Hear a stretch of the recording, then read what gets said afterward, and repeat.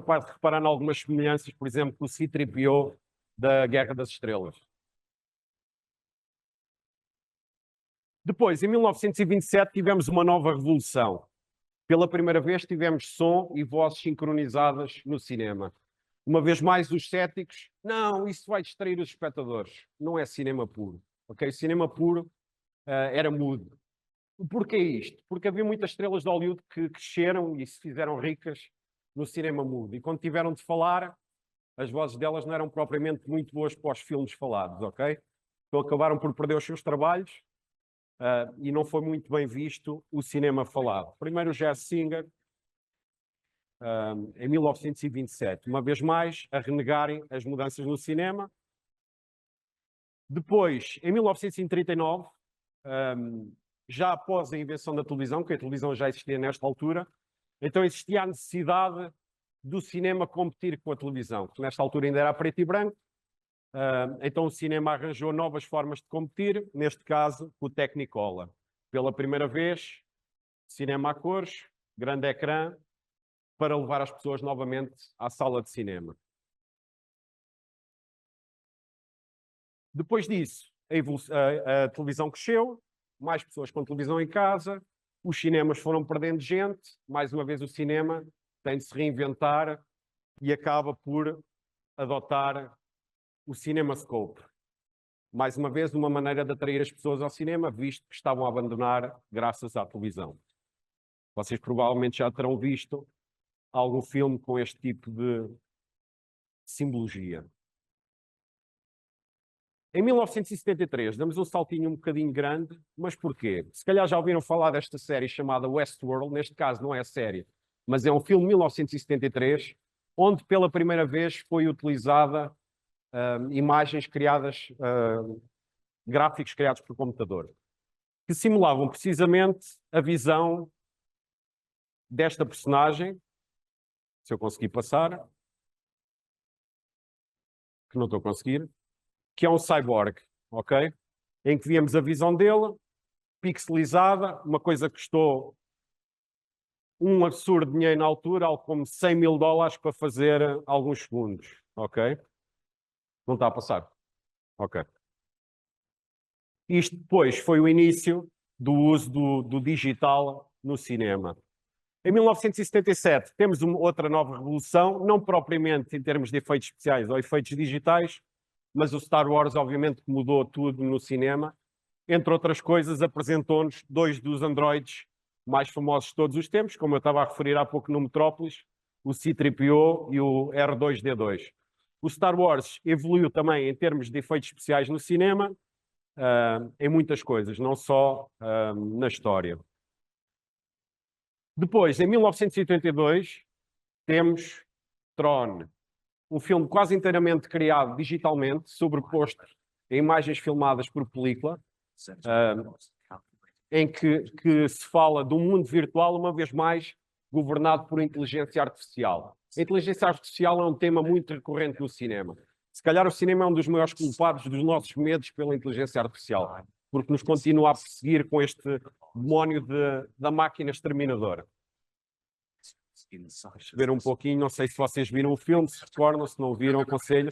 Não é que seja propriamente ou narrativamente uma grande história, mas visualmente acho que é extremamente interessante.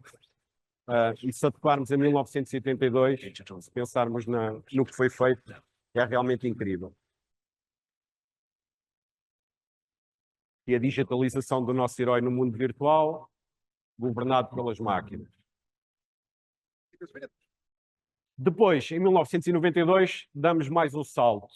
Exterminador Implacável 2, Terminator 2, James Cameron. Foi o culminado de experiências que tinham sido feitas antes, num filme chamado O Abismo, onde pela primeira vez foram criados uma personagem inteiramente digital para um filme que era um extraterrestre que era feito de água. Não sei se vocês viram o filme, são os mergulhadores que vão a grande profundidade e encontram um ser extraterrestre feito de água. Paralelismo, o T-1000, que é um cyborg feito de metal líquido, no filme Exterminador Implacável 2. Provavelmente já viram esta cena, vão-se recordar. Estes efeitos especiais foram desenvolvidos, curiosamente, e basicamente por uma pessoa, sozinha no computador, que fez algumas experiências e mais tarde acabou por evoluir para um filme que vocês todos certamente conhecem, foi o Jurassic Park. Ok? A pessoa responsável pelos efeitos do Exterminador Implacável 2, mais tarde acabou por fazer os do Jurassic Park. Aqui o digital começava a ser criticado por roubar, uma vez mais, trabalhos, ok? Porque, inicialmente, o Jurassic Park seria todo feito com stop motion, com a animação dos dinossauros, e acabou por se recorrer à animação digital para se fazer a animação das criaturas. Uma vez mais, criticado por adotar novas tecnologias. Em 1995 temos Toy Story, completamente criado, o primeiro filme de animação completamente criado digitalmente, uma revolução também para a altura, toda a gente também deve conhecer, do John Lasseter. Mais uma vez, as pessoas da animação tradicional a acusarem as novas tecnologias de lhe estarem a roubar o trabalho e que não era a verdadeira animação. Star Wars, Episódio 1, George Lucas, 1999. Primeira vez que um blockbuster é filmado com uma câmara digital, com uma Sony. George Lucas, ao adotar as câmaras digitais, o que é que fez? Reduziu a equipa, abriu oportunidades de criar efeitos especiais e acabou por revolucionar também a indústria. Não sei se queres falar um bocadinho de Star Wars, Joana. Mais para a frente.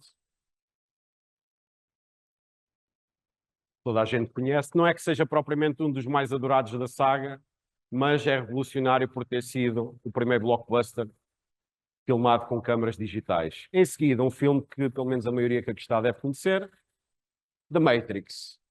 Mais uma vez um filme que fala de inteligência artificial e do extermínio da humanidade. Uma vez mais, o cinema a assombrar as pessoas com o demónio da inteligência artificial.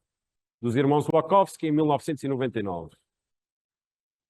Foi um marco, acho que para todos. Também tivemos a mudança do milénio e o bug do ano 2000. Acho que o Matrix também ganhou muito por mostrar isso. Depois, em 2009, James Cameron, realizador do Exterminador Implacável que falámos há pouco, lança Avatar, que até hoje continua a ser o filme mais rentável do cinema. Qual é a diferença do Avatar para os restantes filmes? Foi a tecnologia. Uma vez mais, o cinema para atrair as pessoas ao cinema, às salas de cinema, novas tecnologias, cinema 3D. Não é que não existisse antigamente, mas existiu uma grande evolução na tecnologia. Não só nisso, mas na captura de movimentos. Todo o filme, ou quase todo o filme, é criado com captura de movimentos e, uma vez mais, o James Cameron, pioneiro dos efeitos especiais. Caso não saibam, quase toda a gente já viu o Titanic, apesar de serem filmes completamente diferentes, são da mesma pessoa, ok? Mesmo realizador. Toda a gente conhece o Avatar, certamente. O James Cameron continua a ter os filmes mais rentáveis de sempre. Não é que a história seja propriamente novidade, porque se vocês pensarem bem, isto é o Pocahontas no espaço, mas feito de uma maneira diferente e com muitos milhões de dólares, e rendeu muito mais milhões de dólares. A seguir, passamos para Netflix e para as plataformas de streaming. Netflix, originalmente, entre 1997 e 2007, era uma empresa que alugava cinema por correio, ok? 2012 a 2025, onde estamos agora, iniciaram o streaming e começaram a vender serviços online. Uma vez mais, as grandes produtoras de cinema disseram que o cinema ia morrer e a culpa era das plataformas de streaming. A verdade é que nós hoje em dia temos filmes da Netflix a concorrerem aos Oscars e não é por nós vermos em casa que deixam de ser menos de cinema. Queres pegar agora, João? Sim? Força. Então, a Netflix foi assim, uma grande revolução agora, pronto, hoje em dia, no que toca à plataforma de streaming. E lá está, como estavas a dizer, sobre os produtores, as grandes produtoras, a dizerem que o cinema ia morrer. Isso é algo que é constante. Ou seja, não pode existir nada de novo que os críticos vão logo dizer o cinema vai morrer. Pronto. Com a inteligência artificial vai ser exatamente a mesma coisa. Nós já estamos a assistir um bocadinho a isso, porque já há vários filmes e já festivais, tudo com inteligência artificial. E uma coisa que me espantou foi, por exemplo, no caso de A Complete Unknown, que é um dos filmes que foi nomeado para os Oscars, eles utilizaram a inteligência artificial para mudar o sotaque dos personagens, para Corrigir as caras. No caso de Emília Pérez, do Brutalista, precisamente para corrigir os sotaques das personagens. No Complete Unknown, para fazer os deepfakes, como se chama, trocar as caras dos duplos, etc., no filme. Pronto, continuando. E então eu acho que a inteligência artificial vai ser algo que, ao longo do tempo, nos vai dando esta impressão de que é algo assustador, que é este monstro de 7 cabeças, mas na realidade eu acho que nos pode ajudar muito. E aos futuros cineastas também. Desde a pré-produção até a pós-produção, desde a edição, às vozes, aos atores, aos efeitos especiais. A inteligência artificial tem muito para nos oferecer e eu sei que ainda estamos um bocadinho no início no que toca a isso. E sei que, obviamente, daqui a alguns anos, nos Oscars, só estarão provavelmente filmes que tenham sido feitos com a ajuda da inteligência artificial. Quem sabe uma nova categoria. Sim.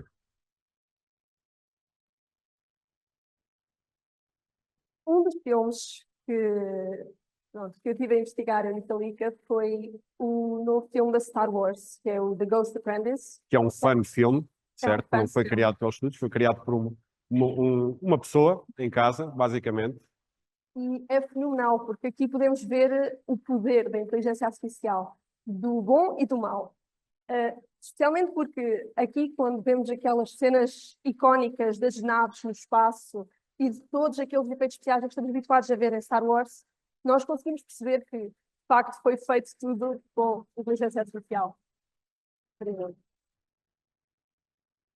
Mas uma das coisas que se nota aqui é a falta de emoção na cara dos personagens quando eles estão a falar, ou quando é uma cena em que se calhar devia haver um bocado mais de sentimento, algo como o Jedi a sair do seu planeta para ir ajudar. Não sei o quê. Falta a emoção humana, continua a ser demasiado plástico.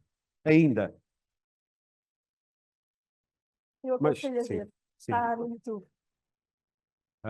Mas lá está, nós estivemos a ver este filme e estivemos a falar sobre este filme. Isto é extraordinário, como é que uma pessoa em casa consegue fazer uma coisa que custa 100, 200 milhões a um estúdio, não é? Obviamente que falta essa emoção, ainda, volto a dizer, mas o uso da inteligência artificial acaba por abrir imensas oportunidades. Já houve, com a mudança para o digital, da película para o digital, já nasceram uma carrada de novos artistas, novos realizadores. Não é uma palavra que eu gosto propriamente de utilizar, eu gosto mais da palavra diretor, porque nós não realizamos nada, nós dirigimos uma equipa, e a verdade é que a inteligência artificial pode ser a nossa equipa. Só que nós, para dirigirmos bem o filme, nós temos de saber aquilo que vamos pedir, não é? À nossa equipa. Obviamente que se eu pedir uma cena de um Sith Lord a lutar na chuva, a inteligência artificial vai criar. Mas se eu disser a iluminação que eu quero, a lente que eu quero, o movimento de câmara que eu quero, a temperatura de cor, quanto mais específico eu for, mais será próximo da minha realidade. Nós não devemos encarar a inteligência artificial como um inimigo. Eu confesso que tenho projetos de milhões de dólares, ou não, ou de milhares de euros, na gaveta, que provavelmente nunca os farei, a não ser que seja a inteligência artificial. Eu acho que isso é uma oportunidade para todos os jovens poderem criar os seus próprios filmes sem gastarem milhares de euros em câmaras, ou contratarem uma equipa, apanharem chuva, frio, darem cabo das costas e ficarem marrecos como eu, carregar material. São oportunidades que se abrem, não devem ser vistas como uma coisa má e devem ser abraçadas, porque é inevitável. Como já foi muitas vezes falado aqui, a inteligência artificial é inevitável, nós temos de a abraçar e usá-la como uma ferramenta, ok? E já que falamos de ferramenta, o que vocês estão a ver, lá está, tudo criado por inteligência artificial, é incrível, não é? Poderia estar em qualquer cinema. Isto foram algumas das ferramentas que foram utilizadas, algumas, por exemplo, nós usamos aqui, como o Premiere Pro, que nós ensinamos, DaVinci Resolve também falamos dele. Tudo o resto são aplicações que foram utilizadas para criar este filme. volto a dizer, o AI não deve ser encarado como uma ameaça. Apesar de nós no cinema mostrarmos sempre as máquinas como o exterminador da humanidade, acho que nós, usando as máquinas a nosso favor, conseguimos criar algo extraordinário e pode-se abrir realmente as portas para muita gente e para novos artistas com novas visões do mundo. Não sei se queres concluir.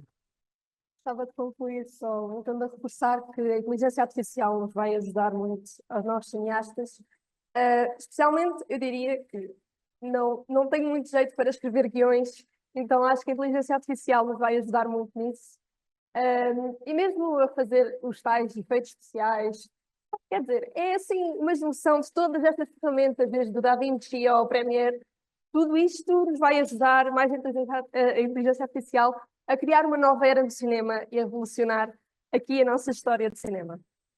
E, como eu dizia há pouco, a Joana falava dos festivais, já existem festivais de inteligência artificial. Portanto, se vocês quiserem criar os vossos filmes, e cada vez há mais, estão a surgir mais festivais de inteligência artificial, e nos grandes festivais europeus já começam a existir precisamente só secções dedicadas a filmes de inteligência artificial. É cinema? Não é cinema? Para mim é. Agora vocês farão a vossa escolha e o vosso julgamento. É uma ferramenta e acho que devemos usar. De resto, acho que pelo menos não devemos ignorar que existe e aproveitar a nosso favor. Ok? Muito obrigado. Obrigada. Boa tarde a todos. Muito obrigada aos dois. Vamos agora passar do cinema para o espaço. Será que é preciso inteligência artificial quando falamos de engenharia espacial? Para nos responder a estas questões, temos a Marta Guimarães, que é investigadora em IA e engenharia aeroespacial. No fim da sua intervenção, a tumonauta Maria David Lopes irá colocar-lhes questões. Bem-vinda, Marta.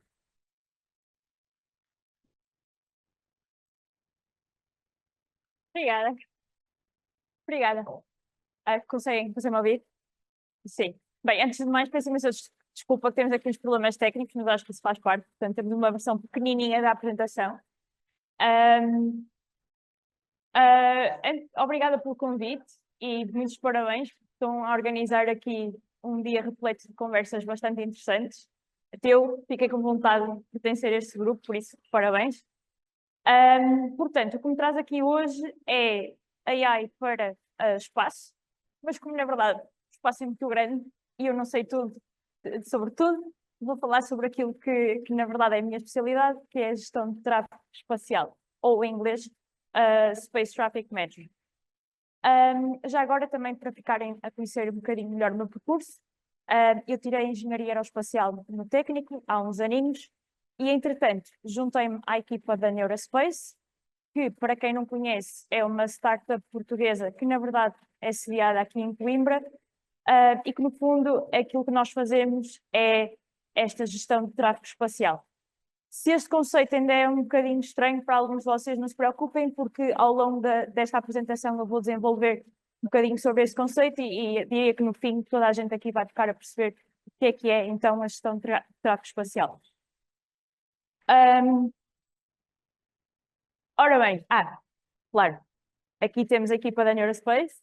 Esta fotografia foi tirada no verão passado, em Beja, na inauguração do nosso primeiro telescópio óptico. E já agora, só por curiosidade, isto é o tipo de coisas giras que nós conseguimos ver com este telescópio.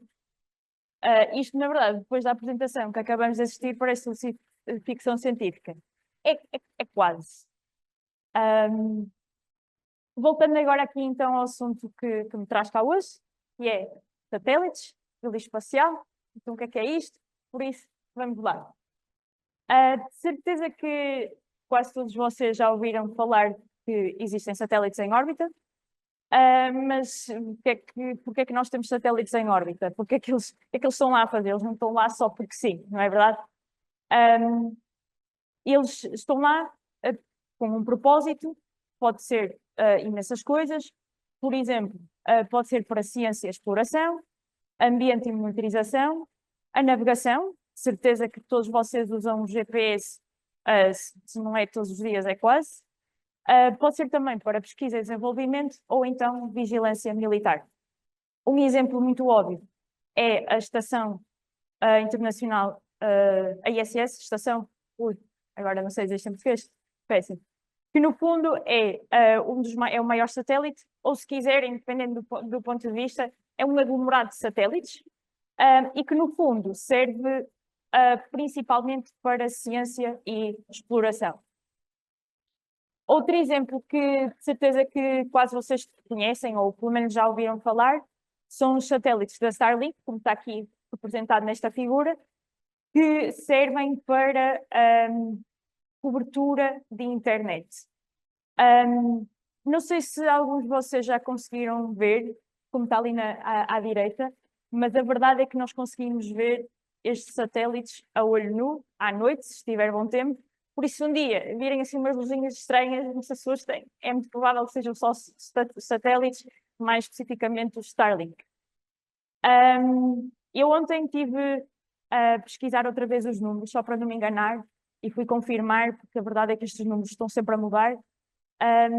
E aparentemente já existem cerca de 7.000 satélites desta constelação, sendo que o número de satélites ativos ronda os 11.000. Portanto, conseguem ter percepção, efetivamente, isto é uma grande percentagem dos satélites ativos em órbita. E se estamos a falar de um número tão grande de satélites, começam a surgir questões como, ok, mas e há colisões no espaço? O espaço é grande, mas e há colisões? E quando estas missões acabam, estes satélites ficam em órbita? O que é que acontece? E a verdade é que sim, é isto tudo. Ou seja, sim, há colisões, sim, infelizmente, muitos destes objetos, depois das missões terminarem, ficam em órbita. Isto, no fundo, significa que temos aqui um grande desastre. Oi? Não, as neiras mais. Exato. E estas colisões é aquilo que depois, estas colisões e também estes satélites que depois ficam inativos, é aquilo que nós chamamos o lixo espacial. Ou seja, o lixo espacial são objetos criados pelo ser humano, que se encontram em órbita, mas que já não desempenham qualquer tipo de função. Podem ser veículos espaciais inativos, ou os fragmentos, como eu acabei de referir destas colisões, podem ser até ferramentas perdidas pelos astronautas, lascas de tinta, e se não me engano, existe uma luva de um astronauta algures perdida em órbita, portanto isto também é considerado lixo espacial. Nesta animaçãozinha, podemos ter mais ou menos uma noção do cenário dramático que existe atualmente. Claro, isto não está representado à escala real, mas é mesmo só para terem noção mais ou menos do cenário. O que nós estamos a ver aqui, ou seja, nós começamos, vamos deixar isto, a vermelho temos os objetos os maiores, depois vamos diminuindo o tamanho, e conforme diminuímos o tamanho destes objetos, conseguimos ver que existem mais e mais e mais objetos. E a verdade é que no total estima-se que sejam milhões de objetos em órbita, que podem ser satélites ativos, pode ser lixo espacial, podem ser várias coisas. Aqui neste gráfico temos mais ou menos a mesma coisa, mas representada ao longo do tempo, ou seja, temos a evolução do número de objetos em órbita ao longo dos anos, desde 1957, o lançamento do primeiro satélite, o Sputnik, até aos dias de hoje, sendo que na verdade isto não está atualizado, vai só até 2015, mas o que eu vos queria mostrar aqui é só mesmo que, efetivamente, conseguimos ver que ao longo dos anos este número só cresce e cresce e cresce. E podemos ver aqui ou seja, esta linha azul é que representa dos fragmentos, aquilo que nós chamamos de space debris ou lixo espacial, e temos aqui dois eventos que foram sem dúvida muito críticos, porque espontaneamente este número de detritos aumentou bastante. Um exemplo é este aqui, em 2009, que foi uma colisão completamente acidental entre dois satélites, e temos aqui uma animação, claro, ninguém estava lá a gravar isto, atenção, isto é só mesmo para vocês terem uma noção do que é que acontece. Portanto, temos o Cosmos, que daqui a bocadinho vai colidir contra o Iridium e lixo, muito lixo. Podem ver outra vez, está bastante bonito. Pronto, isto é só mesmo para terem um bocadinho de noção de que é que acontece, ou seja, nós temos objetos em órbita a velocidades muito, muito grandes, que depois quando colidem, os desastres como estes acontecem. Decompondo um bocadinho o que é que aconteceu aqui. Portanto, nós temos, nesta figura temos o momento da colisão, ou seja, aqui os dois satélites sobrepostos, claro, prestes a colidir. Neste cenário aqui do meio temos como é que estas órbitas destes detritos estavam 10 minutos após a colisão e conseguimos ver assim estas nuvenzinhas de lixo, uma aqui, outra aqui, ou seja, isto é aos 10 minutos, 3 horas depois conseguimos perceber que estas nuvens começam-se a dispersar, mas isto foi 3 horas depois, portanto já se passaram anos e anos e anos. Portanto, na verdade, hoje em dia o que acontece é que temos quase como uma cobertura total da Terra, o que não é nada bom. Na verdade, estes detritos ainda hoje são os principais responsáveis por situações muito dramáticas, como foi um número tão grande, e eles ocupam basicamente todas as órbitas, são muito chatos, são muito chatinhos, causam muitas dores de cabeça aos operadores. Na verdade, este fenómeno é conhecido como síndrome de Kessler, só porque o senhor que lhe deu o nome é o Kessler. O que é que este síndrome, o que é que isto é? Ou seja, se o número de objetos aumenta, significa que aumenta a probabilidade de haver mais colisões. E havendo mais colisões, o número de objetos em órbita aumenta. Ou seja, isto é um efeito em cascata, que se ninguém fizer nada, isto é exponencial e é o desastre total. E é aqui que nada temo. Ainda é possível resolver isto. É aqui que nasce a Neurospace. Portanto, nossa função é a mitigação, ou seja, existem 2 tipos de processos para resolver este problema. É a remoção, que no fundo é um satélite que podemos imaginar como sendo um satélite de vassoura, um satélite aspirador, que vai lá, escolhe os mais problemáticos e manda-os embora, mas claro que isso não é uma solução escalável. E a outra solução é a mitigação, ou seja, vamos fazer de tudo para evitar que estas colisões aconteçam, até porque ninguém quer que isto aconteça, não é verdade? E ferramentas como a Neurospace ajudam bastante. E a inteligência artificial tem um papel fundamental aqui. Eu trouxe-vos alguns exemplos de coisas que a Neurospace faz, ou seja, como é que nós usamos a inteligência artificial para resolver este problema. Então imaginem, vocês são operadores de satélites, chegam ao vosso emprego, abrem o computador, vão à Neurospace para ver como é que está o estado da nação e é isto que vão encontrar. E o que é que a Neurospace vos está a dizer? Meus amigos, cuidado, ui, porque nós achamos que nos próximos 7 dias há 690 possíveis colisões. Ora, isto é dramático. Se nós tivéssemos uma pessoa a percorrer 690 casos para perceber o que é efetivamente o mais dramático, qual é que é o mais risco, mas nunca mais ninguém saia daqui. Portanto, a inteligência artificial aqui entra em ação e aquilo que nós fizemos foi criar este sistema, que no fundo é um sistema estilo semáforo, em que criamos estas categorias, o vermelho, o amarelo ou o verde, e depois nós dizemos ao operador, olha, ok, são imensas, são 690 neste caso, mas destas todas, só 26 é que realmente importa. Ou seja, nós olhamos para várias informação, selecionamos esta informação toda num único modelo, que depois classifica por risco e dizemos, ok, tu tens aqui este risco vermelho, portanto não te preocupes com as outras, foca-te só nesta. E isto significa que, na verdade, estamos a reduzir imensas horas de trabalho dos operadores e a facilitar o trabalho deles. Outro caso, que na verdade eu gosto muito deste, é os chamados padrões de vida. Porque a verdade é que os satélites estão em órbita e nós sabemos mais ou menos o que é que eles andam ali a fazer. Ora manobram para aqui, ora manobram para ali. Por isso, é um bocado previsível o comportamento deles e nós podemos classificar isto como os padrões. existem alguns tipos de padrões. Neste caso aqui, nós temos um satélite que é geoestacionário, portanto ele até está sempre mais ou menos à mesma altitude, claro, algumas oscilações. E nestes períodos em amarelos, ele fugiu deste seu padrão. É muito importante nós conseguirmos detectar ou perceber estes padrões, porque nestas situações em que um satélite sai destes padrões mais clássicos, digamos assim, das duas uma. Ou alguma coisa, ou há uma anomalia aconteceu, ou então é um satélite espião e é verdade, isto acontece.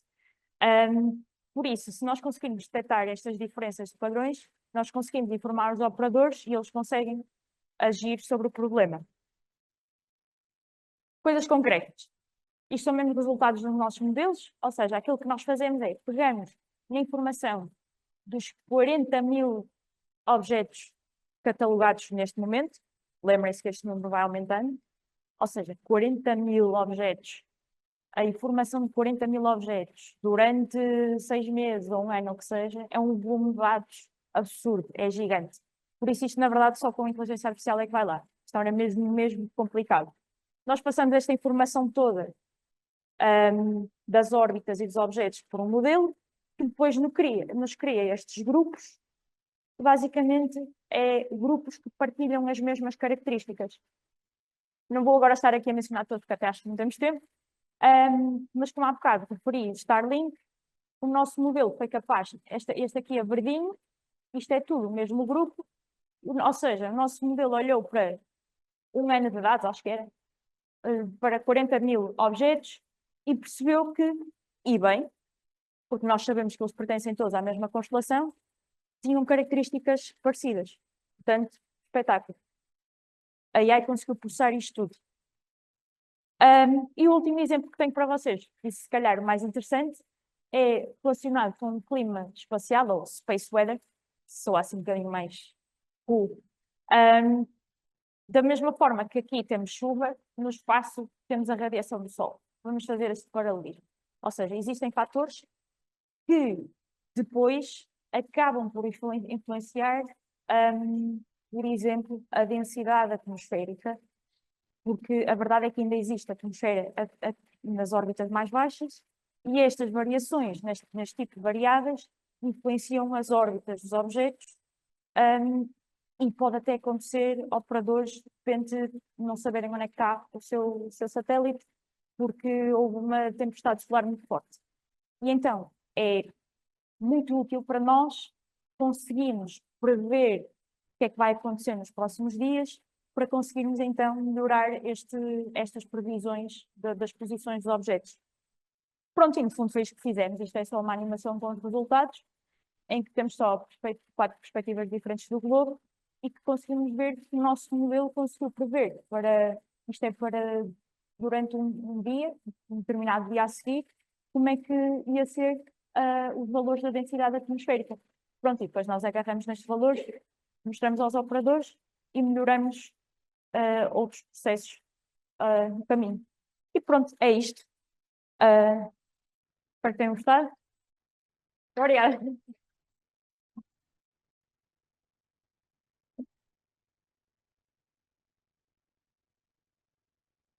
Boa tarde, Marta. Antes de mais, em nome do TUM, gostaríamos de agradecer por teres aceito este convite. Obrigada. Pronto. E como foi referido anteriormente, eu tenho aqui algumas perguntas, relativamente à tua apresentação e ao trabalho da Neurospace em si.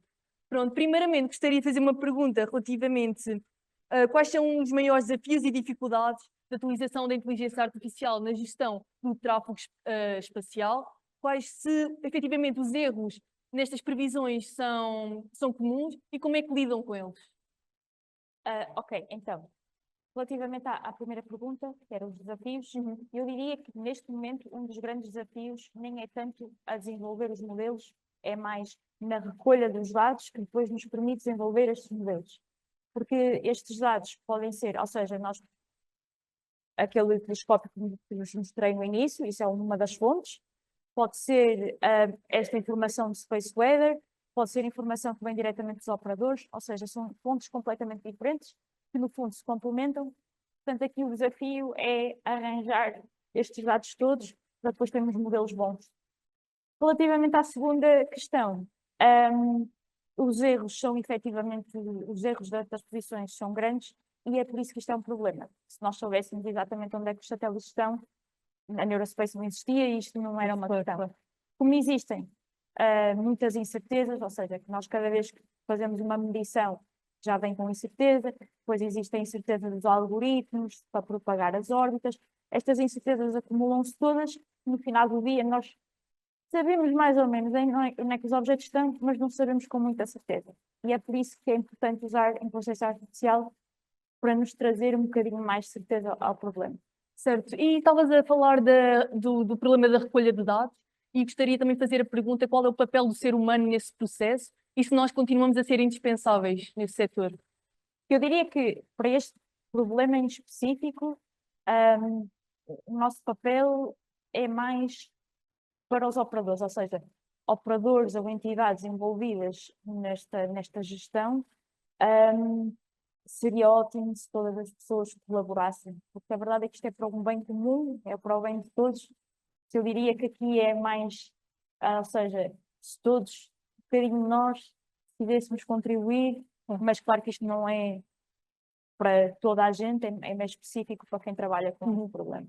Claro. Pronto. Também estavas a dizer na tua apresentação que atualmente temos cerca de 11.000 satélites ativos e também, se não estou em erro, certos estudos apontam que até 2030 teremos cerca de 100.000 satélites na órbita da Terra. A minha pergunta é que como é que a Neurospace vai continuar a conseguir garantir fiabilidade e segurança nestas previsões? Isto depois ou seja, voltamos sempre aos dados. É aos dados, é a colaboração entre várias entidades. O segredo aqui é, se nós tivermos acesso a muitos dados, a mais dados, nós conseguimos desenvolver este tipo de algoritmos que depois nos ajudam efetivamente, ajudam-nos a ajudar os operadores. E idealmente daqui a uns anos, porque nós, ou seja, nós detectamos estes riscos, dizemos, ok, achamos que pode haver uma colisão, mas depois nós também fazemos o passo seguinte, que é sugerir manobras, que é, ok, se vai haver uma colisão, os operadores têm que manobrar e nós também fazemos essa sugestão. E o passo a seguir, que é ambicioso, mas é que para lá caminhamos, é tornar este processo todo automático, ou seja, um operador quase que nem interfere, está só focado nas coisas que realmente lhe interessam, que é prestar o serviço, e deixam-me connosco esta parte de fugir Certo. ao lixo. Sim. E até o próprio modelo da inteligência artificial, achas que vai ter de sofrer algumas alterações nos próximos anos? Sim, até porque só o simples facto de haver mais objetos em órbita e objetos diferentes, com formas diferentes, que a malta continua sempre a inovar e depois são objetos mais pequeninos ou mais magrinhos, não sei o quê, significa que a distribuição dos dados também por si só vai mudando, significa que nós temos que ir ajustando os modelos para eles estarem conscientes, digamos assim, destas novas formas e dos novos objetos que existem. Enfim. Agora a minha outra pergunta era qual é que achas que vai ser o próximo grande passo na indústria aeroespacial para continuar para conciliar com o avanço exponencial da inteligência artificial? É assim, por incrível que pareça, o setor espacial ainda está um bocado atrasado neste aspecto, por isso eu diria que o próximo passo é tão simples como adaptar, usar, aplicar inteligência artificial e ficarem confortáveis com isso. Porque como isto são coisas de alto risco, há operadores que ainda têm algum receio em confiar nos nossos modelos, ou modelos de outras empresas, ou de outras entidades. Portanto, eu diria que aqui, acima de tudo, era importante que houvesse uma maior confiança no poder destes modelos, porque depois, no fim do dia, ajuda toda a gente. E, finalmente, queria saber se tens alguma dica para um jovem como eu que sonha em trabalhar com inteligência artificial no setor aeroespacial. Força. Aconselho. Pergunta difícil, mas se calhar partilhar um bocadinho da minha experiência, ou seja, eu comecei em engenharia aeroespacial e, entretanto, até já estou a fazer um doutoramento em inteligência artificial. Portanto, se calhar o meu conselho é engenharia, qualquer ela que seja, tem as bases ideais para depois misturar estas coisas todas. Obrigada. Não, obrigada. Obrigada.